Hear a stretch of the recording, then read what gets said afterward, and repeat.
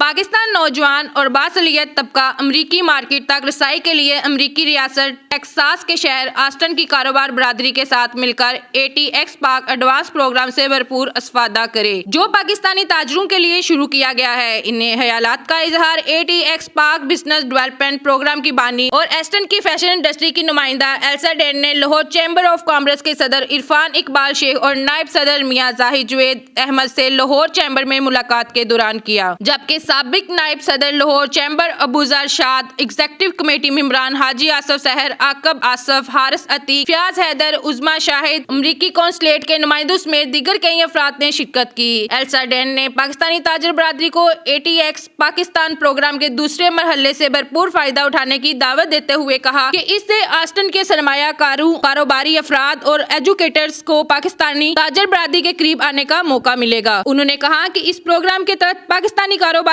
طبقے کو کئی سہولیات و مراعات بھی فراہم کی جائیں گی تاکہ وہ آسٹن کی تاجر برادری کے ساتھ مل کر نئے کاروباری روابط قائم کر سکیں۔ انہوں نے کہا کہ آسٹن کی فیشن انڈسٹری تیزی سے ترقی کر رہی ہے اور جلد ہی ایک بین الاقوامی ڈیزائن سینٹر بھی آسٹن میں قائم کیا جا رہا ہے، جہاں دنیا بھر کے ممالک کے کپڑوں کے شوکیس موجود ہوں گے۔ تاہم پاکستانی فیشن ڈیزائنرز کو بھی اس میں حصہ لینا چاہیے۔ صدر لاہور چیمبر عرفان اقبال شیخ نے پروگرام کو سراہتے ہوئے امید ظاہر کی اس سے پاکستانی کاروباری افراد کو امریکی مارکیٹوں تک رسائی میں مدد ملے گی۔ انہوں نے کہا امریکہ اور پاکستان کے مابین اچھے سفارتی، ثقافتی اور معاشی تعلقات ہیں۔ انہوں نے کہا کہ یہ بات خوش آئندہ ہے کہ پاکستان اور امریکہ کے درمیان تجارت کا حجم میں اضافہ ہو رہا ہے۔ انہوں نے کہا کہ 2018 میں دونوں ممالک کے درمیان تجارتی حجم $6.75 بلین رہا، تاہم دونوں ممالک اس کو دگنا کرنے کی صلاحیت رکھتے ہیں۔ انہوں نے کہا کہ امریکی کمپنیوں کے لیے قابل تجدید توانائی، ای کامرس، ادویہ سازی، لیدر، لائٹ انجینئرنگ، سرجری کے آلات، فائنینشل سروس، ریٹیل سیکٹر، زرعی ٹیکنالوجی، پولٹری سمیت کئی شعبوں میں پاکستانی کمپنیوں کے ساتھ مشترکہ منصوبوں کے بھرپور موقع موجود ہیں۔ نائب صدر میاں زاہد جوید احمد نے کہا کہ حال ہی میں عالمی کاروباری آسانیوں کے حامل ممالک کی درجہ بندی میں پاکستان کی حیثیت 28 درجے مستحکم ہوئی ہے، جو ملک میں بہتر کاروباری ماحول کی عکاسی کرتی ہے۔ انہوں نے امید ظاہر کی کہ اس سے امریکی سرمایہ کاروں کی پاکستان کا رخ کرنے میں حوصلہ افزائی ہوگی۔ کیمرہ مین خرم ایاز کے ساتھ فلک بٹ، لاہور 24 نیوز لاہور۔